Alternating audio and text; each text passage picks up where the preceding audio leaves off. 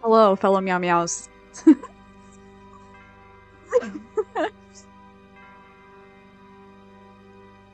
Oh boy.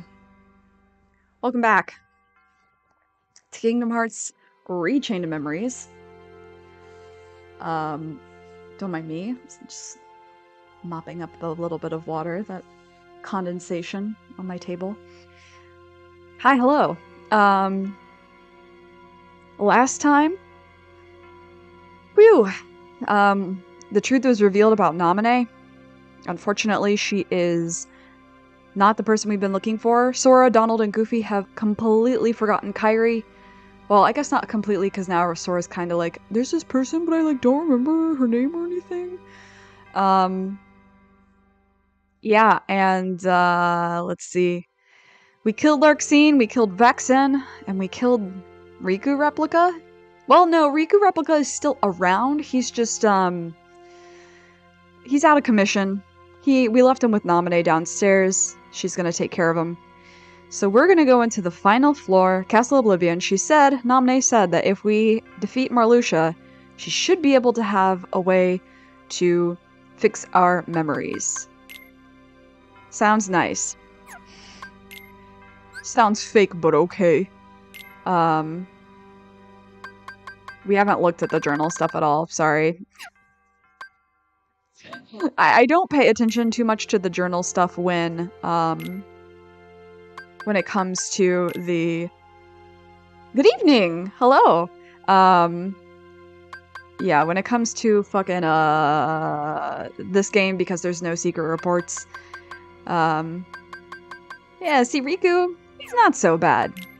We go into here, and we finally have Naminé. Because Naminé based the false memories on Sora's feelings toward Kairi, Sora believed he and Naminé had been friends since childhood. But truth be told, yeah, they had never met. Look at her. She's baby. So she specifically messed with the Kairi memories. And then she gave... The truth has wounded him deeply! Homie, listen, same. This poor guy. He's just a little guy. He doesn't know.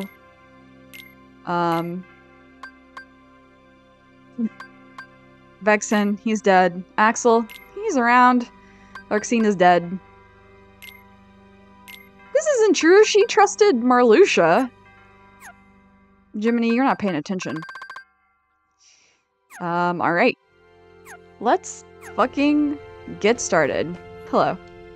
Promises never fade, even if all our memories do. Let's deal with Marluxia and get our memories back. Alright, Donald.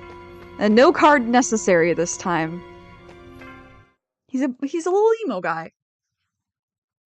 He's just a little guy. Oh, I remember this scene made me really emotional in the original.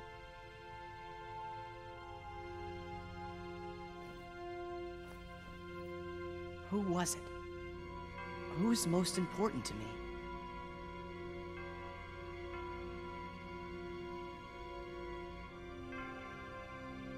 Nothing. Can't you remember? No, I only remember Naminé.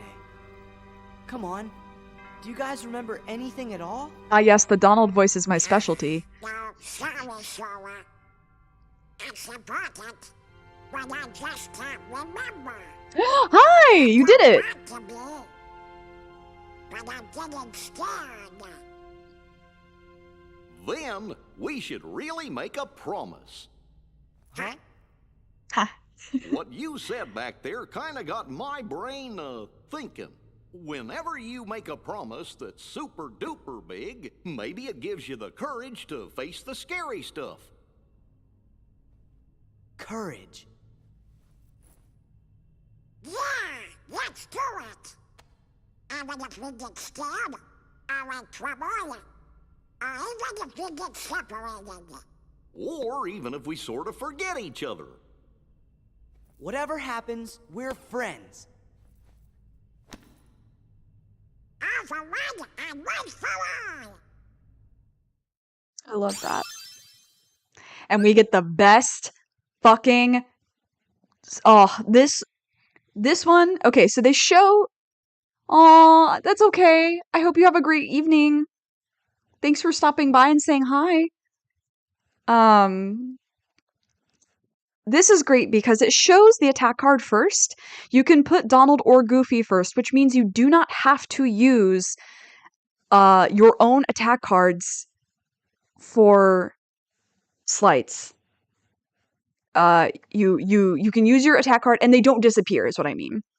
You don't have to use your attack card first and then have it disappear in your deck. You can have your deck stay the same and just keep using Donald or Goofy first once they pop in. I promise I'll fall for any man. Me for Yeah. 2D men are the only ones I'm interested in.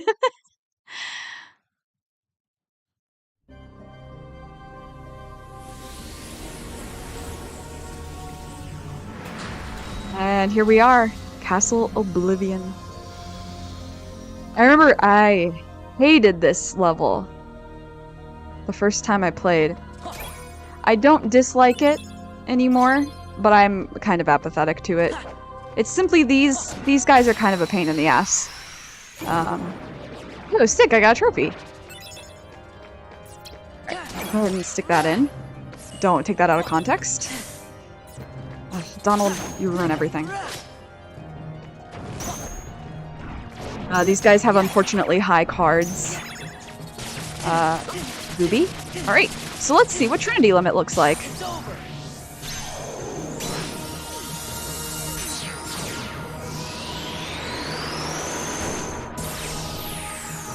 It pretty much nerfs your playing field with the exception of anybody that's hidden underneath the ground, which is what these guys like to do. Which is obnoxious, but you know, I didn't actually mean to use that, but that's fine. Come on. Oh, the most annoying. Yeah, these guys are a little rough. So this is where I like to use like my Feeble Darkness or Martial Walking just to give myself a little bit of a head start with the level of my cards. I didn't mean to do that. I just wanted the HP.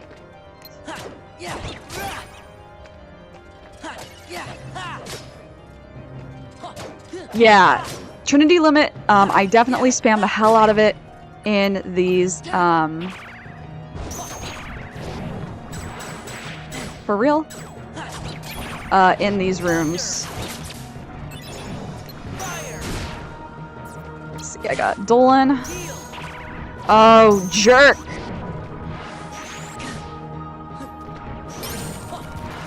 I've definitely died here before.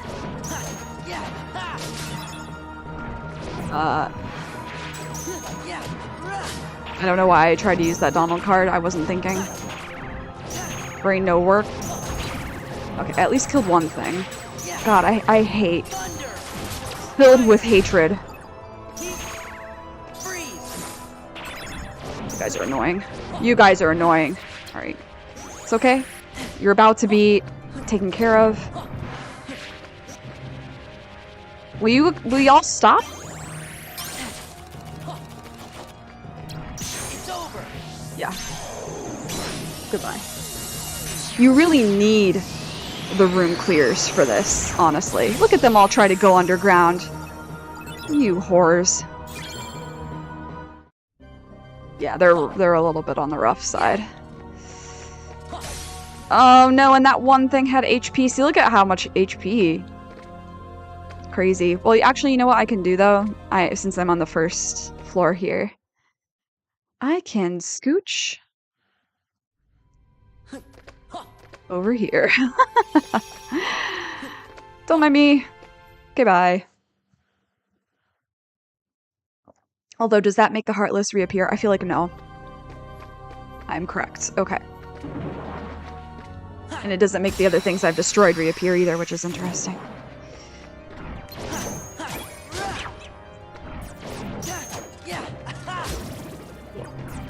I noticed my Spellbinder keys were also healing those things. Just stupid.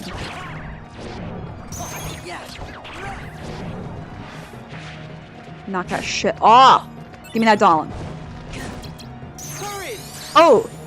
Sometimes this happens. You can get Wild Crush, which is another arrangement of the cards. I forget what triggers it. We'll look it up after here.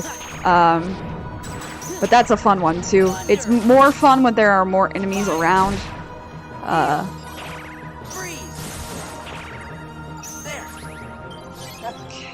Come here. Oh, come on. These guys are annoying. Come now. Come now. Nothing. You're nothing.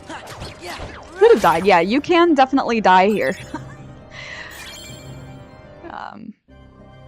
No. No. You've lost your privilege. Uh-huh. Oop, forgot to look up Wild Crush. Well. That isn't the consequences of my own actions. No. Enough. Enough. Enough. Y'all. Hi, Nim! You're just in time for me to be struggling against these new enemies. They're very annoying.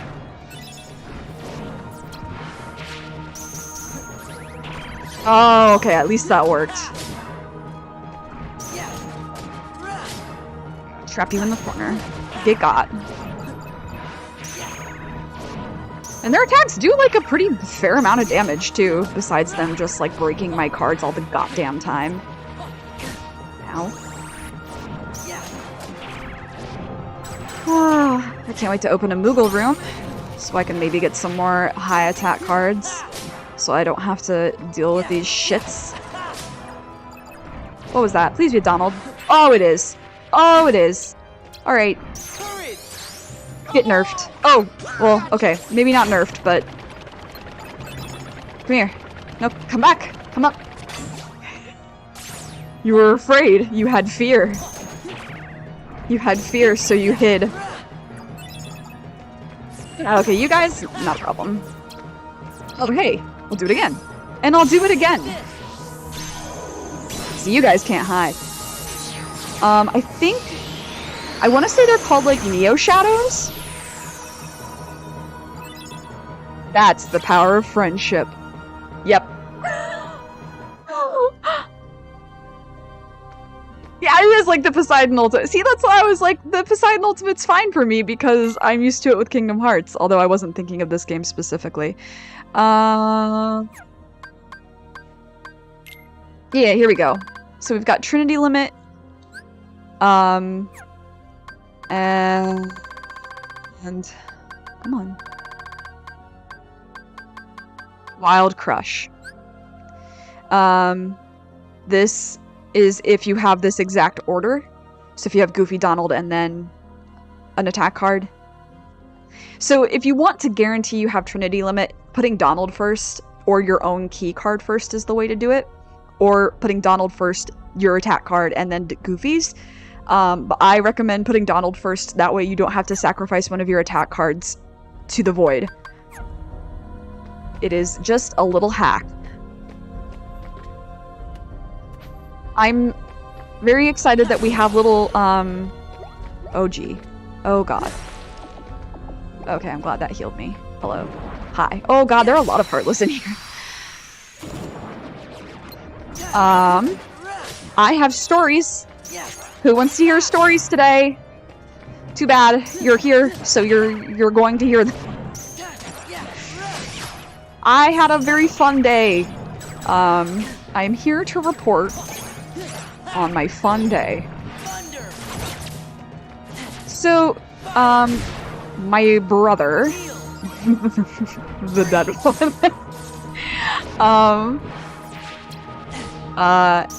his good friend, his best friend, was someone who lived in my hometown when I was a kid.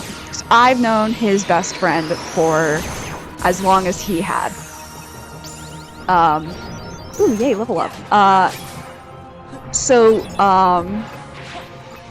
he and his partner, who they have similar names, so I will just refer to them as the friend and the partner. The partner participates in the annual marathon here, and they both were like, hey, we're gonna be in town again. You want to hang? And I was like, yeah.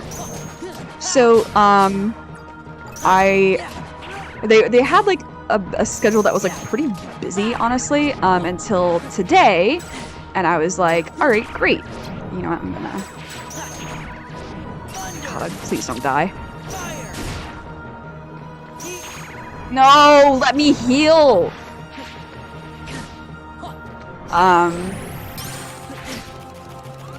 Rough. Oh my god. Anyway, so today I went to hang out with them, and they're very safe people for me to be around because they are not only like queer friendly, and like the friend himself is queer. Fuck these guys.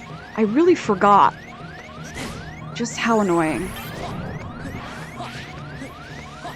You get like more than 3 of them in the fucking room. You know what? If I stand in one place for too long, they're gonna kill me. Fighting for my life! Yeah, like I said, these guys are really annoying.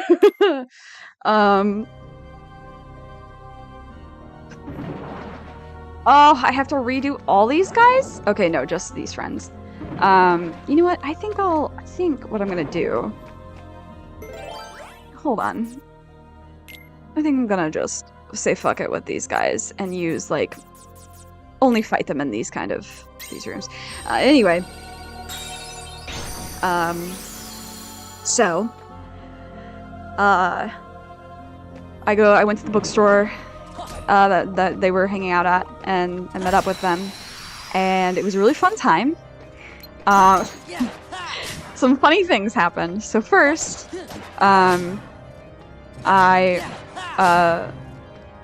went to this cafe, and the friend, he makes friends with everybody. He's like a very quiet person, but extremely likable. And he very easily will like make friends. His tattoos are like big talking points for like people who like indie bands and shit like that. So at one point, we're in the cafe, and the barista, one of the baristas, sees his tattoo and is like, "Oh, is that such and such a band?" And then the friend is like, "Yeah," and he's talking about it, and like he's an owner of a theater. God, you guys really just don't stop. I forgot the difficulty curve that suddenly happens here. Anyway, so, there's these, the baristas are like, oh, or the one barista, rather, is like, oh, cool, and, they're talking, it's fun, so I'm like, okay. So I go out to sit with his partner, and we're talking, and, she mentions something about my backpack, and I was like, she's like, oh, the cute little keychains, and I have an Ace Attorney backpack that's just like a shit ton of Ace Attorney ships and other characters that I enjoy. Well, you know what? Let's just really wishing death upon you. Anyway. These guys suck. We were, and I was like, oh, my gay little lawyers. And she's like, oh, haha. And then says, my sister is a gay little lawyer. And I was like, they exist in real life? Kind of as a joke. And she was like, yeah. She actually started, like, a gay lawyer, club at her university. I was like, oh, she's like a really gay lawyer. I was so thrilled. I was like, you gotta tell her about this game series so that she can scream over it, because she'll be so upset. Because every real lawyer who plays it gets so frustrated. And she was like, oh yeah, and so I was like, telling her what it was about. I was like, this guy goes to law school for a guy twice. And she was like, whoa! So anyway, then the friend comes back, and it's the three of us talking, and we start talking about like books and things we've been watching lately. And so my ass is like, I was talking about Indigo, which is a bookstore here, and I was like, have you ever been? And they said no.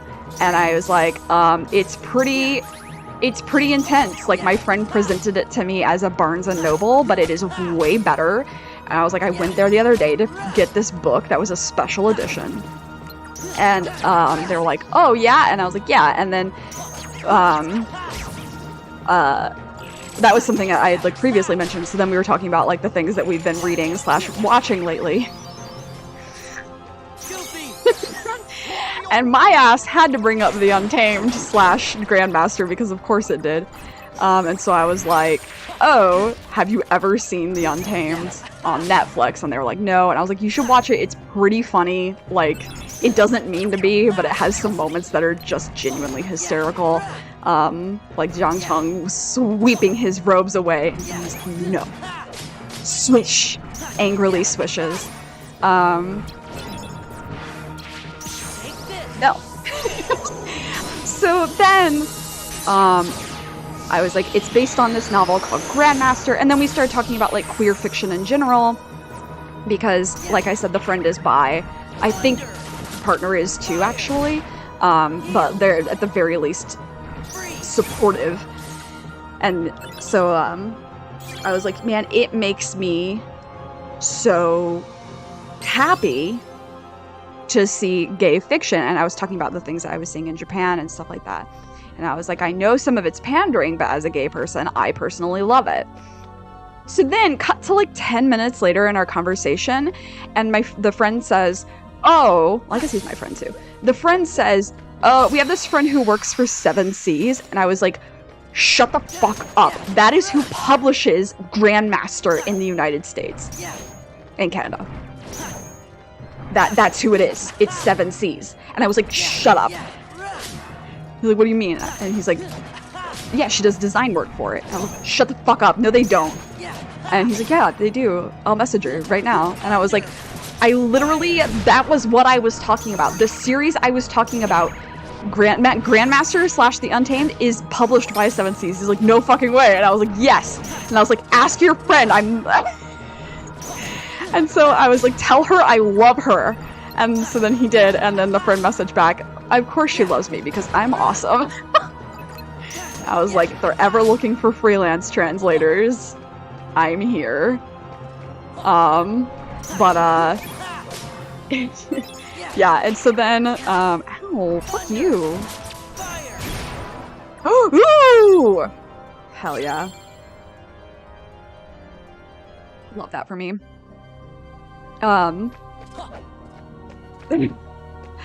So I was like, everything comes back to Grandmaster. It was insane. Because now I know 2 people who work for 7 Seas. Crazy. Yeah, I was like, that's awesome. Cool. And then what was the other thing that happened, too? Oh, okay, so then, after this, I was like, I have to piss. Are you the only one? I have a feeling you're not. I feel like there's probably people after you, huh?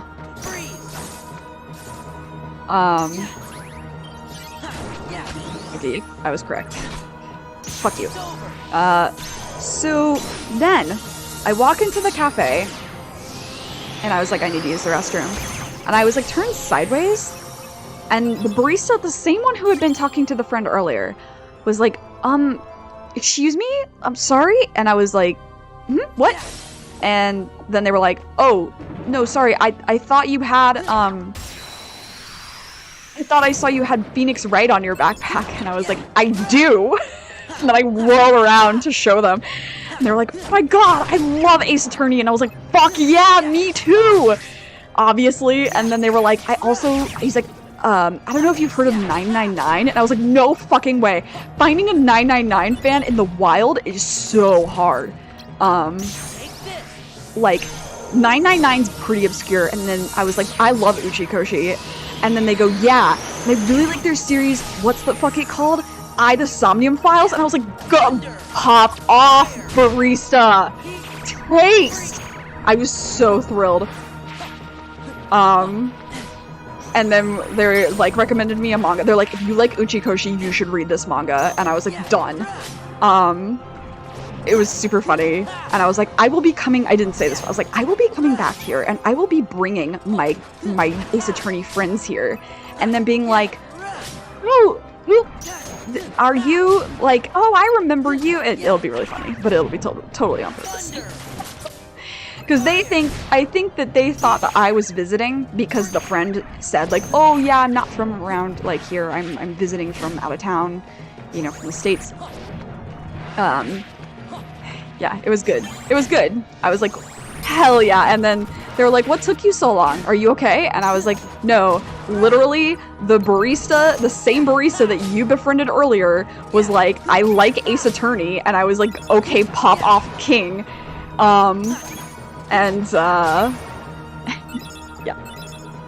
Yeah, pretty funny, pretty good. We're apparently going to have a fucking Ace Attorney coffee club, actually.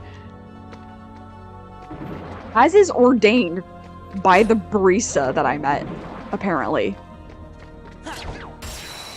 Insane. I can't believe that that happened, actually.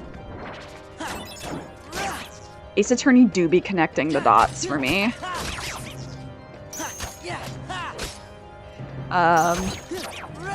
Yeah, that was pretty much my day. I mean, we did also go to like a thrift store, or a couple of thrift stores, and found some atrocious clothing items. Oops.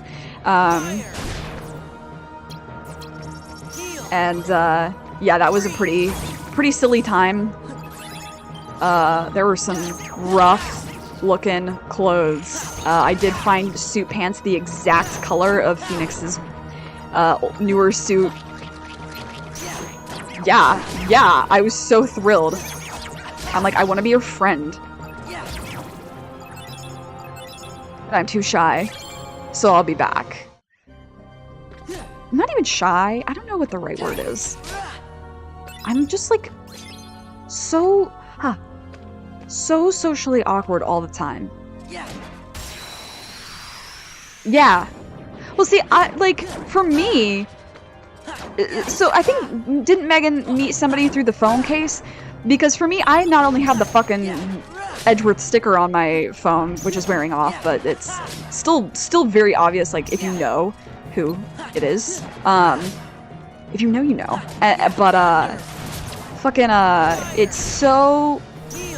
It's so obvious that I like Ace Attorney because of my bag.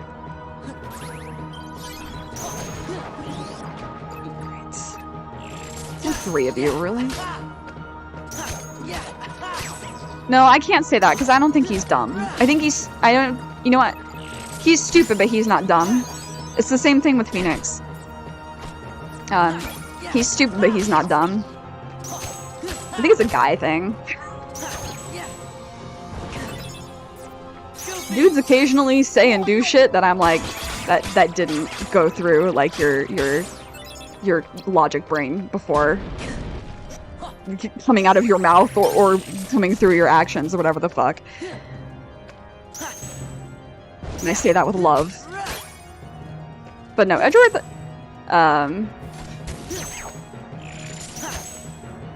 oh really? That's funny. I forgot it was M. Phoenix is naive, but it's not even naivete. Like, they both have like a, kind of, you know what I mean? Oh fuck, Ragnarok. They have this quality to them that's like, when they panic, like, they both have like a, when they panic, they say that some of the stupidest shit you've ever heard. Especially Edgeworth, I feel like, is the worst panicker. Is that the right word? Is that even a word? I don't know.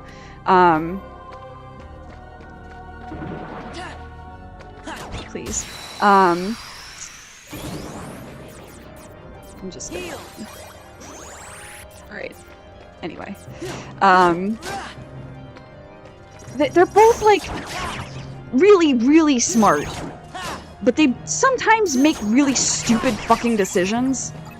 Like, they're both... Alright. I'm not gonna go super into this, because I do want to save these discussions for when I actually stream Ace Attorney, but... They are both... They're NE and NI. If we're talking about Myers-Briggs here for a second, and I know it's all pseudoscience, but this is a game. It's all fake. It's all fake, alright? Everything's fake. But let's talk pseudoscience for a second. NE and NI. And I'm an NI, and I know too many NEs for me to be wrong about this. So, there's... Yeah, that's also true. There is a very, like, structured, yet, like, we're not, like, super logic brain, but we are, well, yeah, not everybody can be smart all the time. What's what I'm looking for? We'll have moments where we are, like, it's very, like, I've connected the dots. Right? And that's what makes INTJ, like, the detective type, right? And ENTP is often the detective type as well. Any of those NEs are usually pretty good at detective work, because they're good at connecting dots and seeing the patterns. It's when something deviates from that, like emotions, and then, like, okay, so one thing too is that we are, in NE and NI types are often, like, people often say, oh, they're not emotional. They're, like, unemotional. And I'm like, yeah, literally, I've connected the dots, you've not connected anything. Whoa. Hello?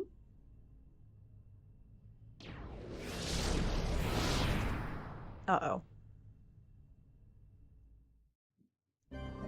Alright. We probably should have gone downstairs and checked on Nominee and Repliku. So... INTJ especially, I think, gets that. And ENTP as well, actually. Yeah. We both get shit for not being emotional. I'm like, that's not true. We're emotional. We don't know how to process the emotions. And that's... And Phoenix and Edgeworth are both that same kind of stupid. And so when something unexpected happens, or throws you for a loop, or something that's, like, doesn't make sense, and then you're like, oh, fuck. Like, the glimmer of panic, that's where they're stupid. Because most of the time, that's not really an issue for them. But I think that they both suffer from being able to handle those kind of emotions. This is just my biased opinion, extremely biased opinion. Ooh, I didn't realize I had 2 zeros. Oh yeah, no, I put them away, that's right. I did know that.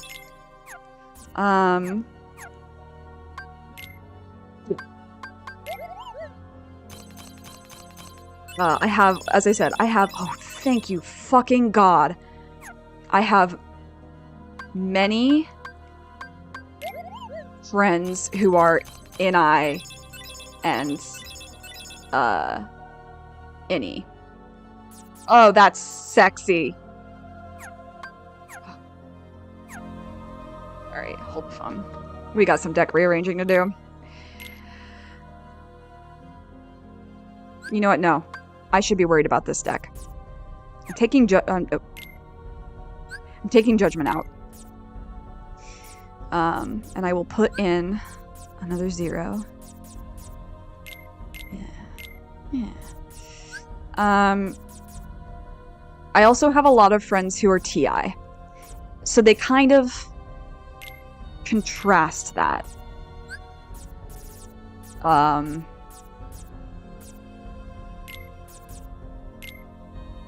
Oh, that's so nice. Okay, cool.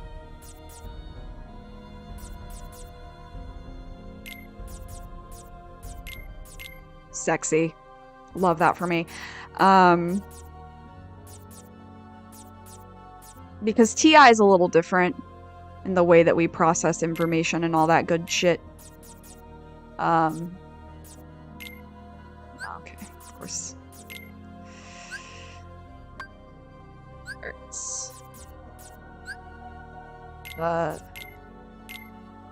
We do have a lot of, I think INTJ and like, for instance, my ISTP friends or INTP friends have a lot in common. I'm gonna take you out because you are lightning and it is disadvantageous. Fuck you. Are you for real? Fine. Ugh. Okay. I'm gonna go save since I just did all that.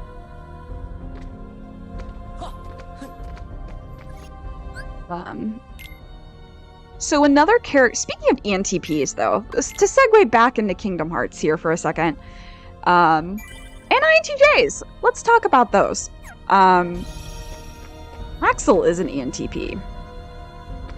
I have a problem. I collect ENTPs as favorite characters. It is, like, really bad. I once made a PowerPoint presentation of like all my favorite ENTP characters, and it was too long.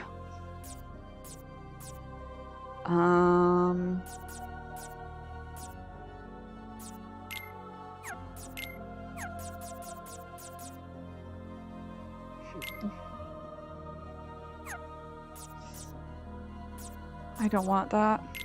I don't want it. She'll take it. Yeah.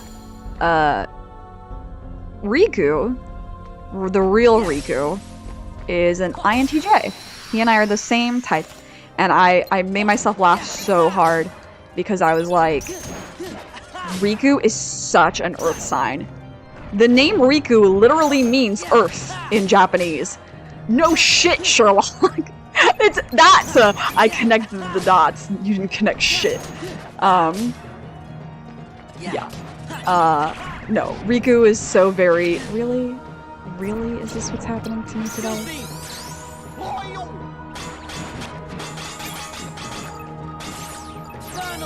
You know, this is not what I wanted, but this is fine.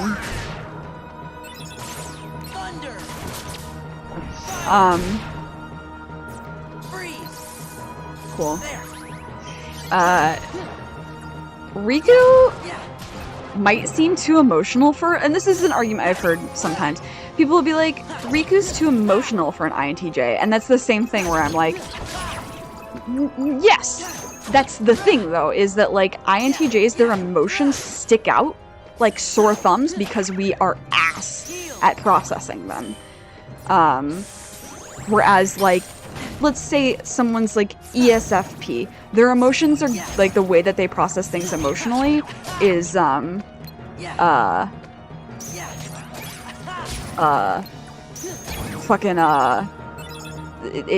it's more natural, I guess.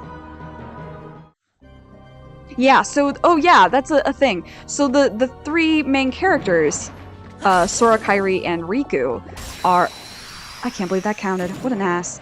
Are Sora's Sky, and he's, you know, he's very, for the most part, he's very upbeat. He does have moments of anger. I don't know if this is intentional, but he and Aang from Avatar: The Last Airbender do have some commonalities in their personalities that I've noticed before. Excuse you. Kairi is not exactly sea, it's more like sea route, I think. Close enough. And she has a very, as we get to know her, she is, I would say, probably a water sign. And then Riku, meaning earth.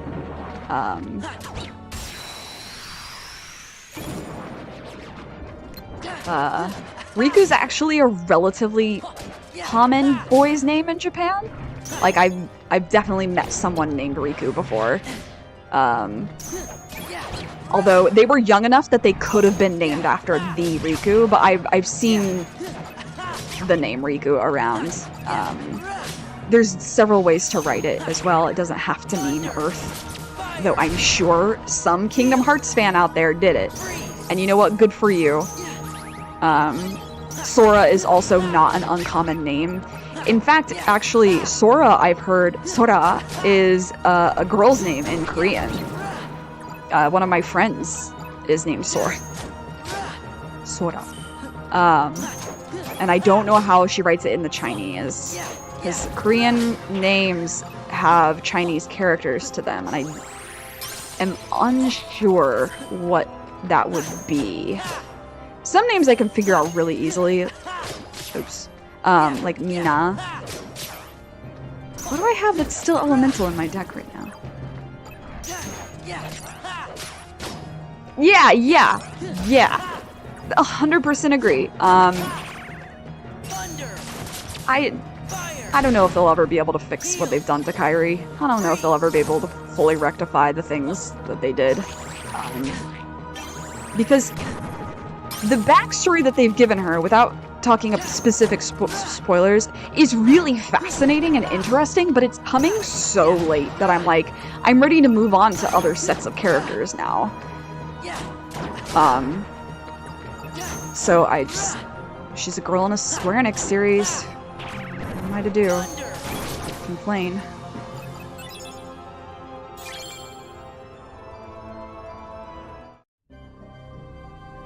They gave me another Feeble Darkness card? Hell yeah. Boing.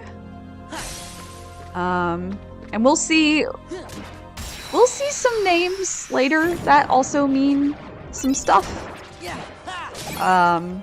Namine, actually, is a reference to Kairi's name. Nami means wave, like a tidal wave. And ne means a sound. So it's like nami no oto is how you would read that in like how the fuck do you call it? Oh my god. What is wrong with me? The Hoon reading. There we go. Hoon reading, and which means the sound of waves, which is a reference to the name Kairi, which is about the ocean. Really cool. It took me a really embarrassingly long time for me to figure that one out. Oh, you know what? Well, fucking Donald time it is, bitch. Boom! More Donald! Nice.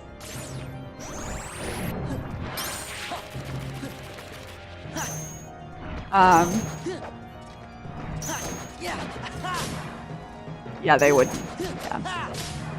I just, like, if there's no fixing what they've done before, I want them to write better for her in the future. And I don't know if I trust that that will happen.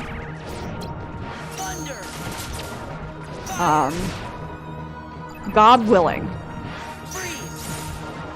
Because I do like her. I want to like her more. But it's crazy that Namine, who only, like, her main appearance is in this game, like her main story relevance so far is in this game. It's insane to me that she has more development in this one game than Kairi gets through the whole series. So that might be slight exaggeration, I guess. No, it's really not.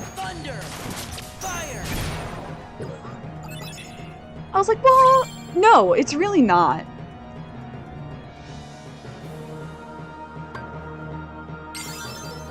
This is obvious. Yeah. I never picked up on it. Even though I speak Japanese, that's the thing. I really have no excuse. But I just, like, never thought about it. And then I was like, wait a minute. Holy shit. And then I had a revelation about it. My friend was like, yeah, I figured that out years ago. And I was like, fuck you. Maybe I'm stupid. Did you ever consider that?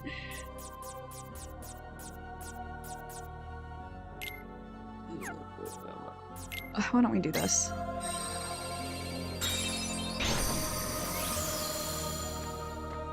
Maybe I'm simply small-brained.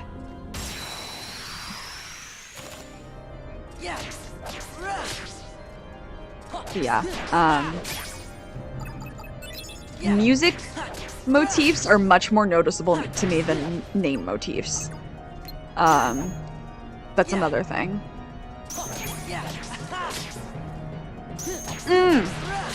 Yeah. I want to agree. What am I doing that for? I don't need to do that. These are just little friends. There we go.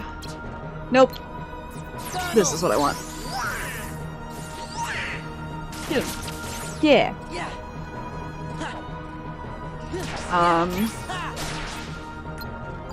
Like, I recognize musical patterns so much better than I recognize name patterns. It's a pretty sneaky little trick there. Namine. I think what also throws me is the accent mark over the E, and I know that's just so people aren't calling her Namine, because English sucks. But, it did throw a mark, throw me for a loop. There we go. That's the phrase.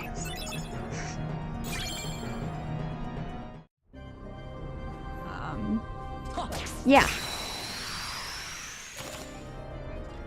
But like, for instance, in Kingdom Hearts 2 and 3, and I guess all the character themes as well, I will notice pretty quickly if something sounds the same.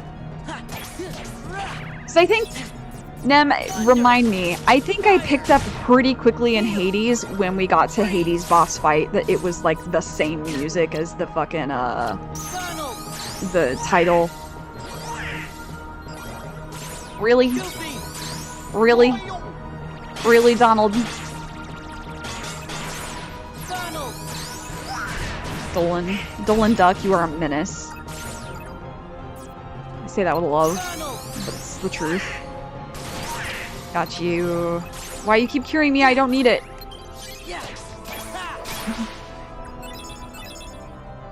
But like, with a certain character's theme that comes later, like immediately recognizing, oh, it's connected to this person because it has the same motif. In fact, that's happened a couple times actually. Let's go this way. Yippee! I don't want to be over-leveled for this boss. Is it the exact same song? Okay. That's fair. That doesn't count then. Donald's superpower is to heal me when I don't need it. So true. You know what? Fuck you guys. Overpowered. OP. The animation for that is really beautiful. It kind of makes me a little bit emotional. Oh yeah! That's right! When I was like, why does Apollo's theme make me cry sometimes? And then I completely dissected it and I was like, aha!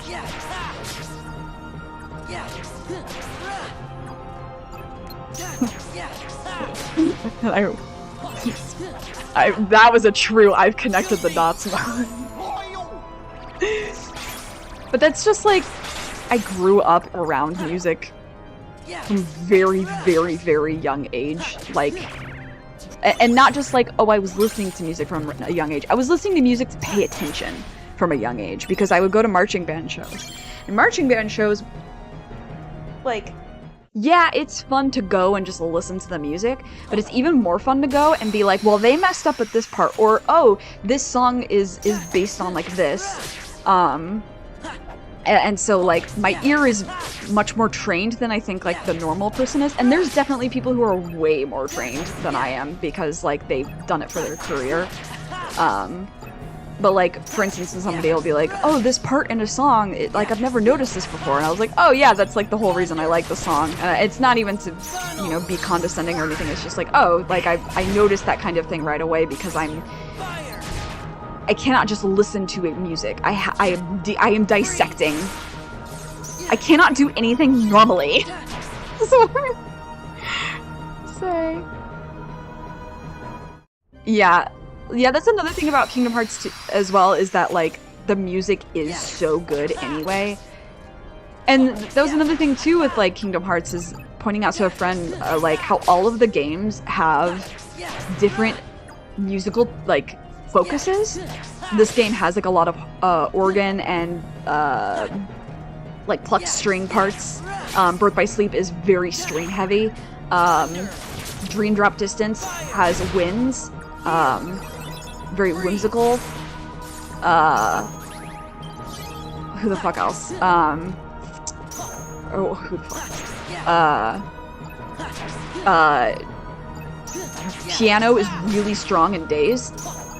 And I know part of that is due to, like, system limitations, but they didn't have that many system limitations in Birth by Sleep, and yet they chose to focus specifically on strings and string solos.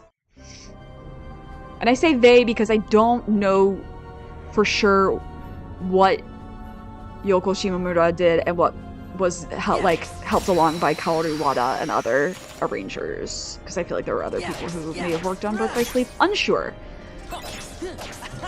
I know in the early days it was just her. Fuck them up. Yeah, Dolan, we love that.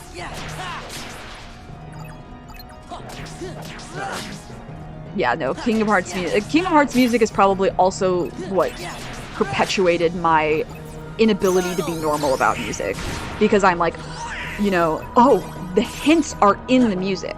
And that's the thing, right? Like, when a character's theme sounds a little bit like somebody else, I know that must mean something, right?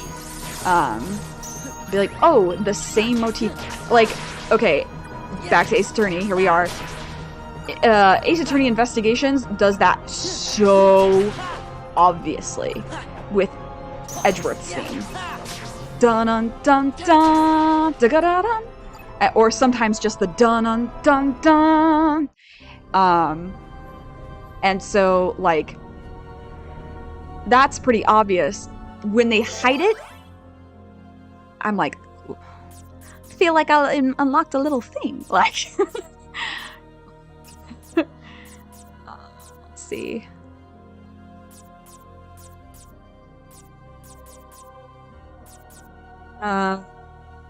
Let's do this one.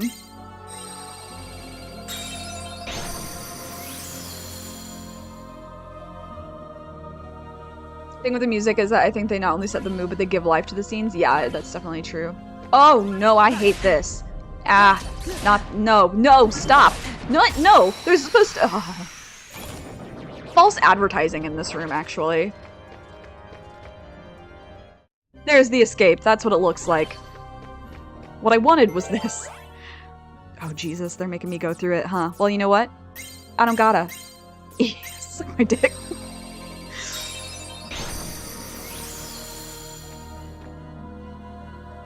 You try to make me face consequences for my greed? Well, well, well.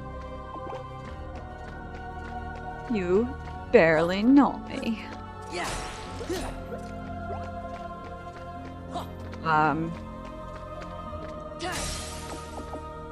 Also, I went to a lot of orchestral and like jazz band concerts as a kid too, so it wasn't just marching band. It was my brothers both were in band and played a lot, and they were a lot older than me, so it was like, that's my life.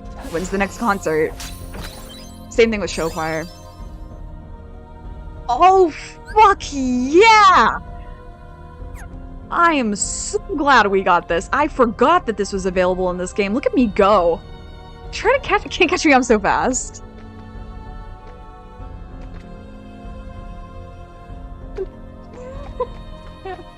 Hell yeah. Alright, get the fuck out of here. Can't catch me, I'm so fast. Haha! Let's go back over this way. Hello, yeah, I see you. Yeah, I think Kingdom Hearts is... I've mentioned this several times already. Kingdom Hearts character themes are pretty fucking good. They see me rolling. I don't even know the lyrics to that song because it's been parodied so much. I most frequently associate it with when Game Grumps played Twilight Princess and they were hurting the goats. I think about that a lot. They see me hurting, they hate them. Another? Again? Freaking again? It's another thing I quote a lot. I don't even know if people remember that video. Olin Rogers. I hope he's doing well. I know his cat died like a couple years ago or something. It's sad. I think about that video a lot. It's a Monday. It is a Monday! It's a Monday! I gotta do it one more time. One final scream. That video used to make me cry. It would make me laugh so hard. Excuse you. Bye.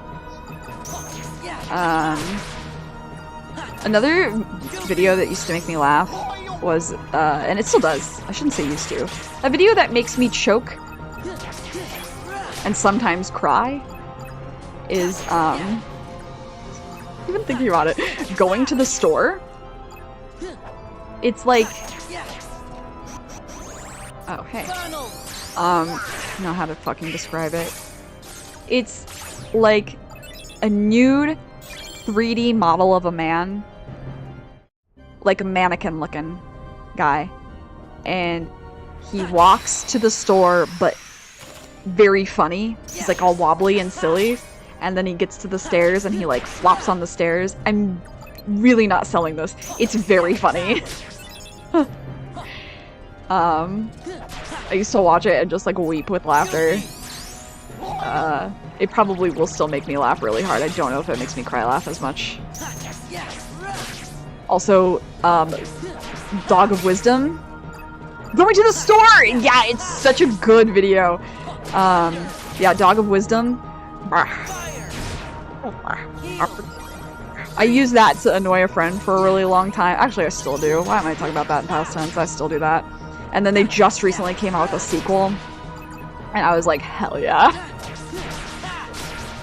Going to the store is so funny. They made a second one, I think, and it's like not nearly as entertaining. Like, no, you really nailed it on that first one. Just cash it in now. You're good. Oh. Hello? Come back. Where were you coming from? Yeah. Hard to forget Dog of Wisdom.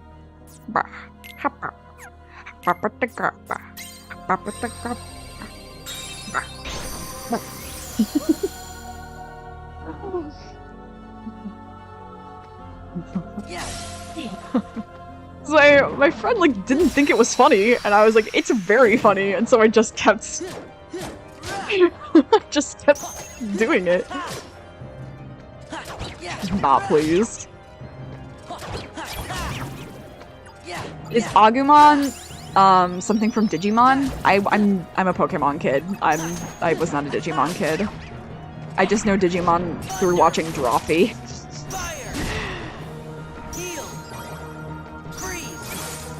I loved Rafi. They're so funny. I always hoped I would run into them accidentally when I was living in New York. What a time that would be. Especially Karina. So I can talk to her about Ace Attorney.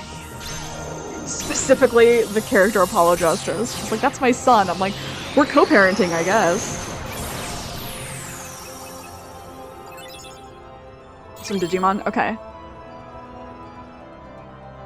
What about it is very funny? I only know, like, very, very minimal Portuguese.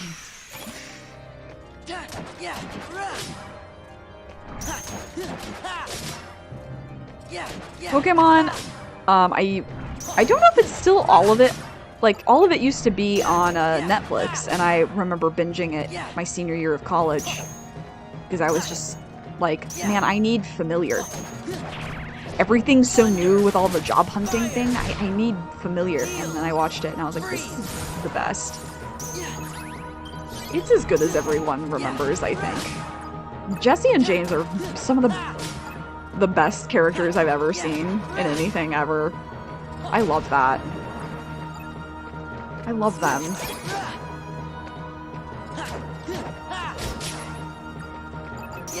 No.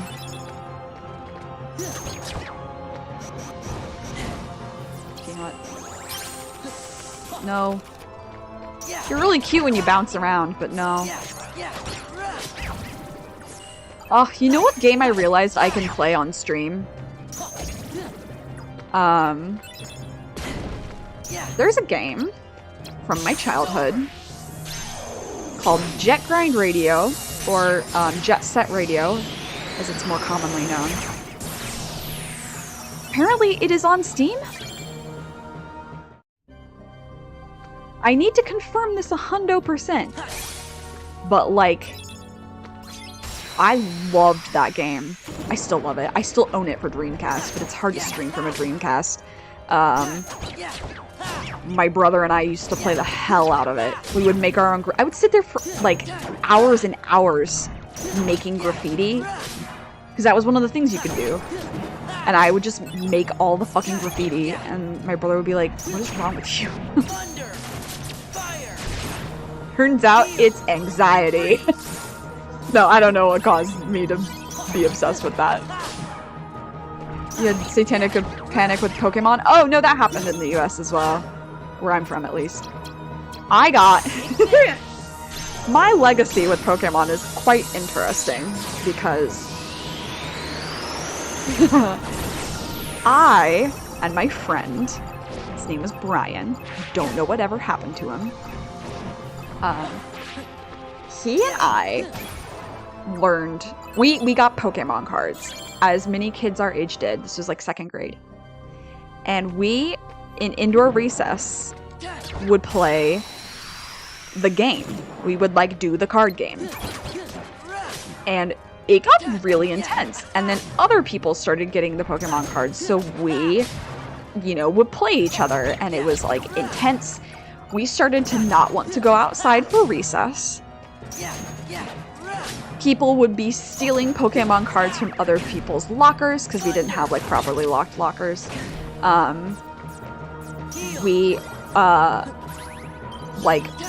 there were, like, deals that went on. Where people would be like, yo, meet me by this bathroom, I'll trade you this shiny fucking Charizard or whatever. And people, like, you know, we had an economy, is what I'm saying. We had a Pokecard economy, and that led to them getting banned from our school. Just outright completely banned. No Pokemon cards ever again. I don't know if they ever unbanned them. But there was, like, a letter sent home to everybody. People still tried to do this, like, fucking underground trading. We tried to, like, be like, oh, we didn't know about it and getting banned, and, like, still play with them at indoor recess, like, when the weather was bad, you know? And then our teacher was like, I don't have to take those away from you. And then one time she did. And I was like, how could you betray me? Yeah, oh, it was a little sketch, honestly. Like, I remember one of mine got stolen, and I'm like, this kid named Ethan. I was like, Ethan, did you steal my card? Because I knew he wanted it. And he was like, no, of course not. I never found out for sure. But I had a stinking suspicion that he stole my Blastoise. Like a jerk. Wait your own goddamn turn for a Blastoise. Maybe grind for packs like the rest of us. Grind for packs. By grinding for packs, I mean waiting for any holiday and then being like, hey mom, instead of candy, can I get Pokemon cards? What do you want for Valentine's Day, sweetie? What kind of little present would you like? Pokemon cards? Easter, what do you want in your Easter basket? What do you want the Easter bunny? Pokemon cards? What do you want for Christmas? Pokemon cards?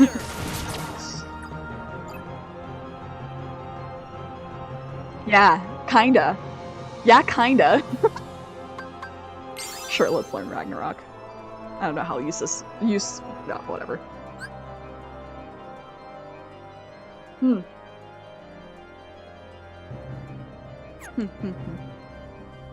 Probably won't use it. Yeah. Oh yeah. Wow. The Pokemon economy. Good times. I was a good kid. I never really got in any trouble. But, Pokemon almost turned me to the dark side. Oh, Pokemon was the I want a puppy. Yeah. Yeah. I played Pokemon games with my brothers a lot, too. I do eventually plan to stream Let's Go, because I still remember my brother's team. That's how often we played it.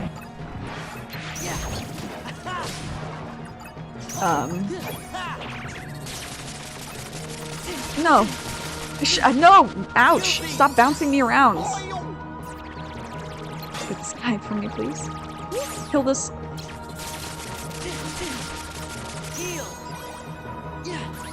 Stop. You're annoying. No one likes you. My insults to the Heartless just start getting, like, extremely personal.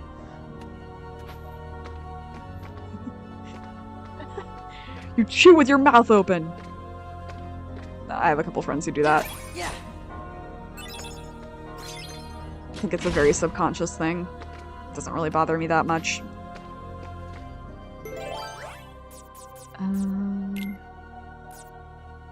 Hold on. I'm thinking.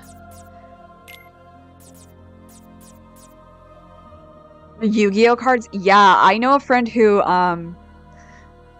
Nem, our dear friend, our dear mutual friend who introduced us, sure did fall down the stairs and, I believe, break their arm playing Yu-Gi-Oh on their phone. I don't know if you knew that. But I need to see the map really quick. Yeah, I know.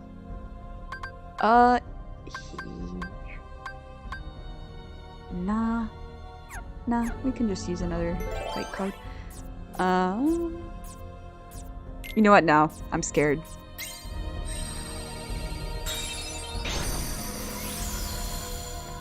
That was a fun reality.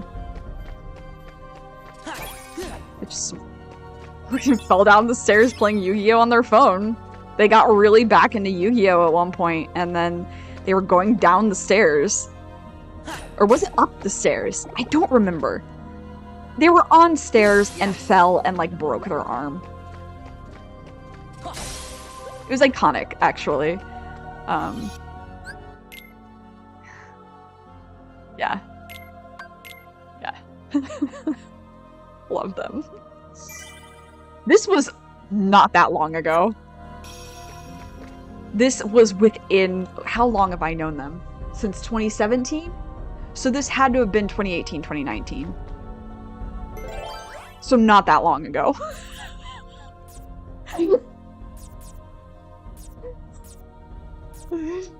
You got bit? Someone bit you? For a card? That's insane. That's definitely insane person behavior.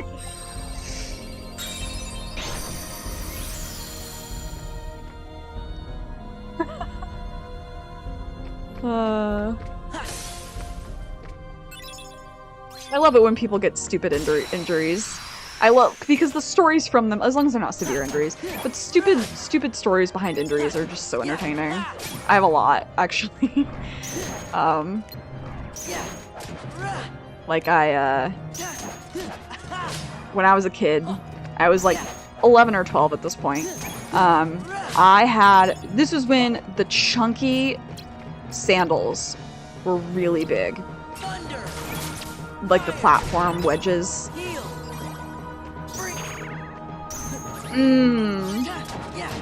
Okay. Yeah, the mark in my arm lasted like 2 weeks! That's insane!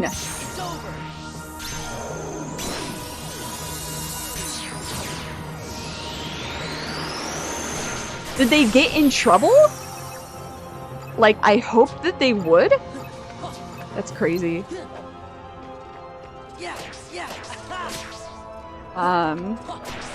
Yeah, so I was wearing these like really chunky wedges, and we were at church, and we had like there was like the boys' room and the girls' room, and the girls finished first, and then like we would all like kind of hang out in the hallway, wait for the guys, and then we would all go to this like Sunday service, third service together. While like our parents are in like the main big service or whatever. And I was playing, we were fucking around. In high school is too old to bite someone. Well, like that at least. So we we didn't involve any adults, it was just banned from our school. That's hilarious. Like, well, we can't tell the adults because then we won't get to do this anymore. Yeah, so we were racing, like, you know when you walk on your heels, it's very funny. We were racing down the hallway on our heels, and I had my big wedge shoes on, and so we're racing each other, and I like shove my friend lightly, and she shoves me really hard, and I like fall into the wall, and I was like, ow, I twisted my ankle. It's like really hurt. And then I was like, ow, as we were sitting there. So, like, you know, the guys eventually came out, and I like limp over to a chair, and I'm sitting there, and then we have to go walk to this other room for the next service. And I'm like, I'm really, like, I cannot put weight on this. And my friend was like, you're fine, like, and I was like, no, ow, and I was like crying because it really fucking hurt. And then she was like, you're fine, we have to go to church. And so she was dragging me down the hallway. I'm like in a sundress, she's dragging me down the hallway because I cannot walk. And our teacher was like, what the fuck is going on over here? Of course, they didn't say fuck, but, you know, I'm sure if they did, they would have been like, hey, what the fuck? And I was like, I can't walk. I explained like what happened, and they were like, the Sunday school teachers were like, okay, you probably need to go to the fucking hospital. You might have broken your ankle. And I was like, oh, okay. And they were like, where are your parents sitting in the service? Like, do they have a place where they normally sit? Like, people they sit by?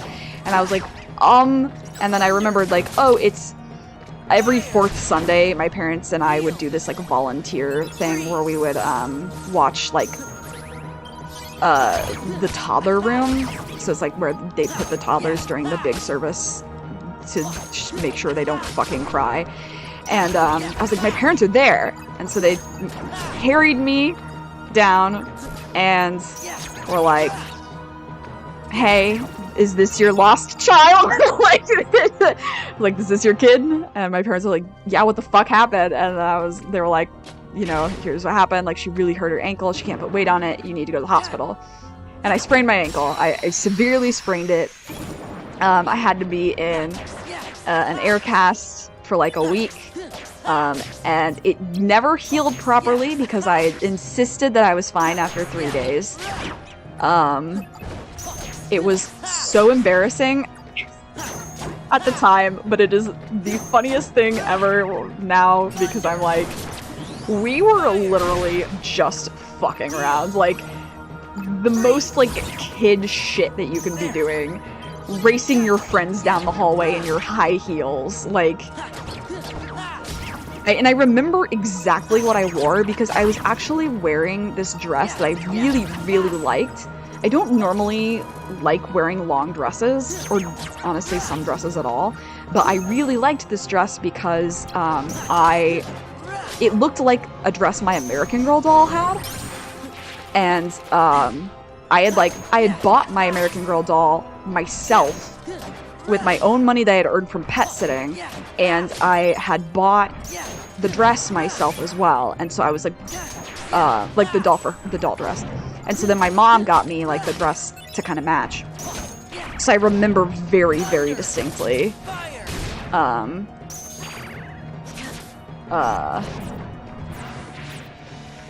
what I was wearing. And the wedge heels were insane, and then I like never wore them again because I was like, I don't want to take the risk of me like falling. I'm already clumsy enough. Like, this was on purpose. Me on accident is even more dangerous. Yeah, there's one of my favorite clumsy injury stories.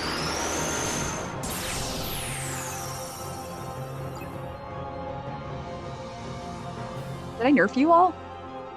Damn. Okay. Oh, I should have done a CP boost, but that's okay. The next level, I'll definitely do a CP boost. It's fine.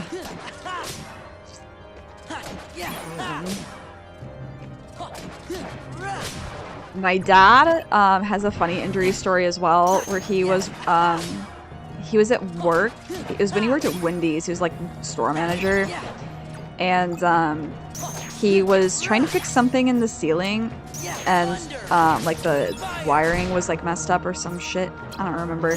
I was like barely a living organism, but this is just the retelling of the story to me.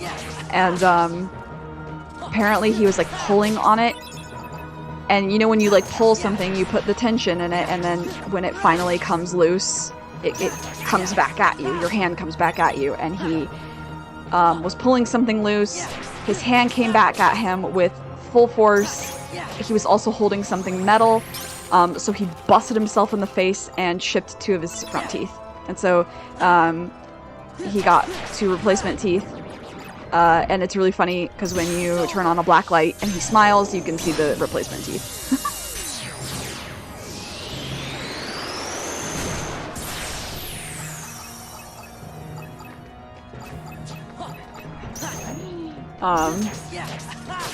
I clearly get my beautiful, graceful self from my father. Because he and I are the clumsiest bitches. I fell on my trumpet once. That was funny. That was less clumsy, more me trying not to hit somebody else. Yeah. Marching bands.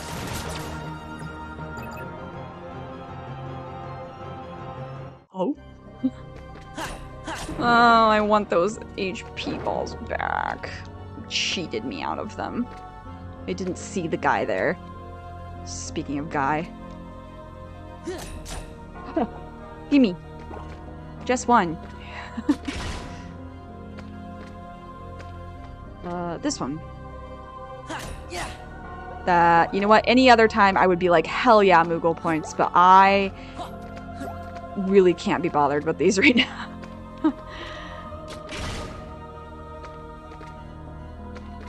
It's fine. Okay, nothing on that, I guess. Weird number 1 injury was high school. I was in PE and we had these cement-filled cans with a broomstick that we used and... Oh, yeah! We had those too! To hold the net in place so that it doesn't fall over, like from wind or something. Yeah, we definitely used those. People got injured on those like a lot. Like, just skin completely ripped off. You hit that the wrong way, even slightly. It's like, ouch.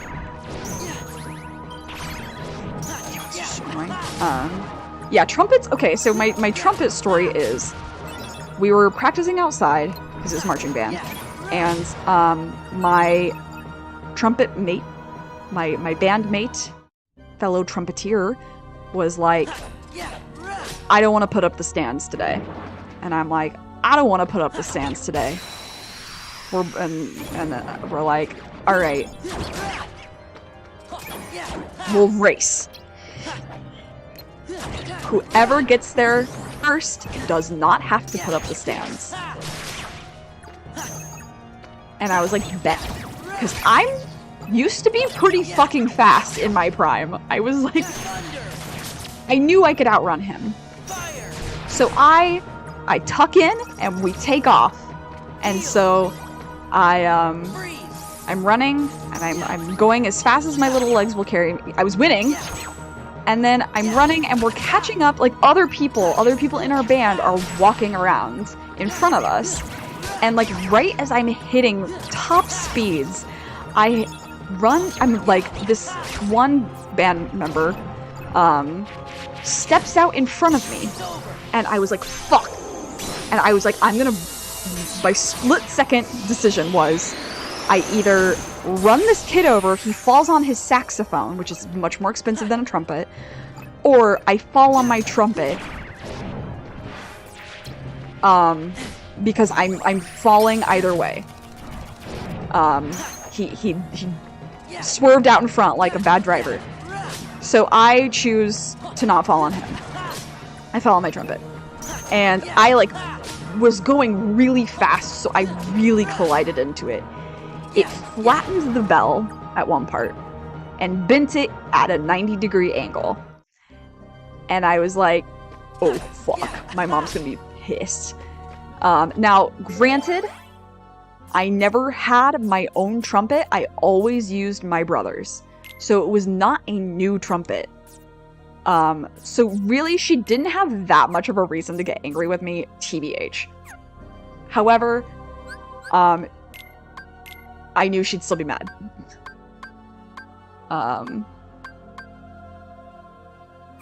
It did not have a name. I was not attached to it because it was not originally mine. So I'm like, fuck. So we're like, oh shit. And then my bandmate was like, you know, I'll put up the stands today. Anyway, I hit one of those cans and the cans fell on your right ankle. Ooh! Oh no. Ooh. Those must be pretty heavy. I'm not sure how much they are. That's like probably a small human being falling on you, though. But yeah, so I straighten out the bell. Because trumpets are like relatively malleable when they're hot. And it was hot from me having landed on it with my full fucking body.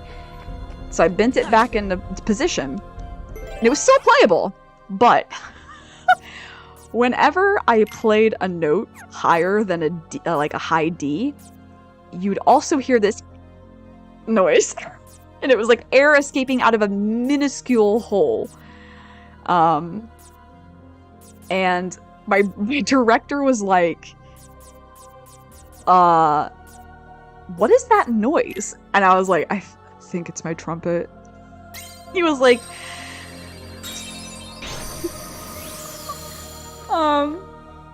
so then the day ends. Oh, drama. Excuse me. Shut up. Oh, hey. Hey, girl. His hair's so nice.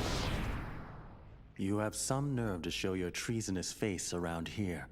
Some nerve indeed. Treasonous? I don't know what you could possibly be talking about. Why let Namine go? If it weren't for your needless meddling, we could have turned the Keyblade Master to come and serve us. Oh, right, your big plan. You use Namine to rewrite Sora's memory piece by little piece, and he turns into her total puppet. Then, Using Naminé and Sora together, you and Larxene overthrow the organization. Am I right? I would say that you are the traitor, Marluxia. Since when were you suspicious of us? Do either one of us have the heart to believe anyone? So you only eliminated Vexen to obtain proof of our plan. That I didn't want to do. But it was your order. Oh. Remember the order. You must eliminate the traitor. I always follow orders, Marluxia. There's a little bit of like, are they, you know?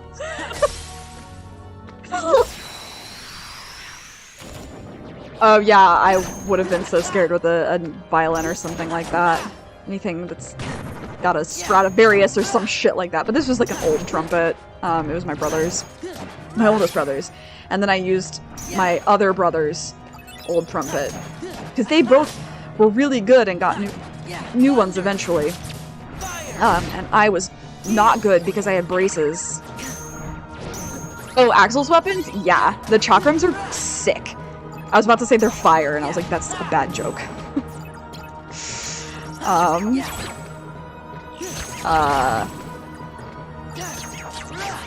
What was I saying? Oh, yeah, and so then my mom, like, I basically totaled the trumpet because it was so old. So my mom was like, just use the fucking, like, thing. And this guy was like, listen, I'll fix this up really, really cheap. As like much as I can, but it's never gonna be quite the same.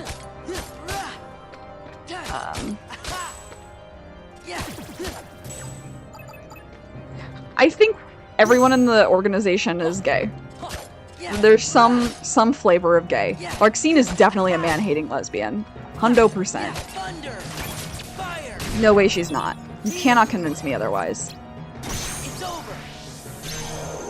I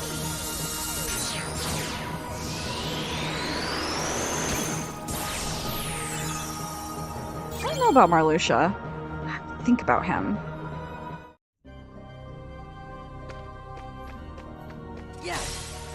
Axel's definitely gay. But we all knew this. Because he's the red of a red-blue pairing. You know what that shit means.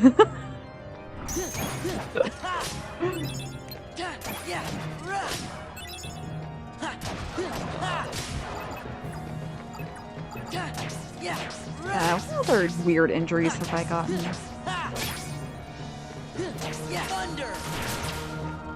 Not an injury, but this is just funny. So I was also in show choir, and in show choir, my senior year, we had this great move at the beginning of our last song, where the guy would pick us up bridal style, and then, like, we would use our forearms, we would wrap our forearms around the front of their waist, and then, our legs would go behind.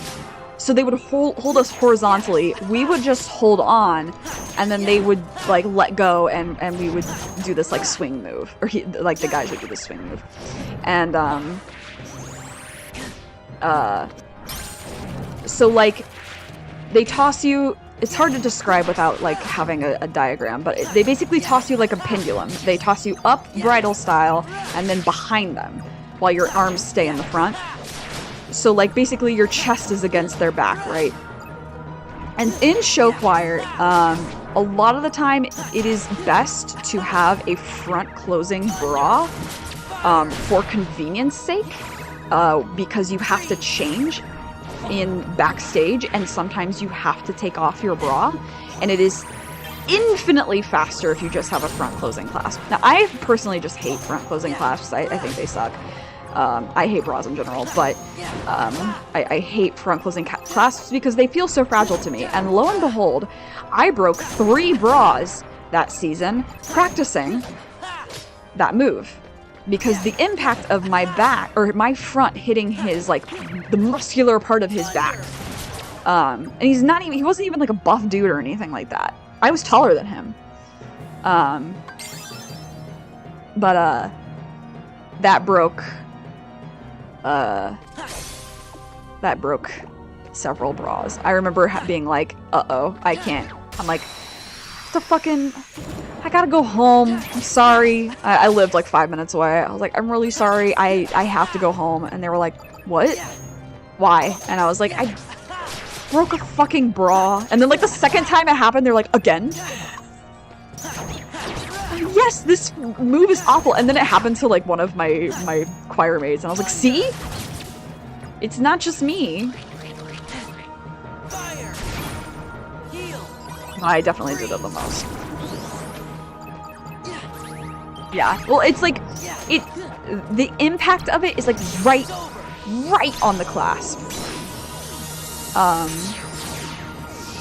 You're smashing your chest into like like the part where your back meets your waist. That is usually a very muscular part on a human body, and so it's hard, like, and we're all, in pretty fucking good shape, like, from working out and singing and dancing all the fucking time.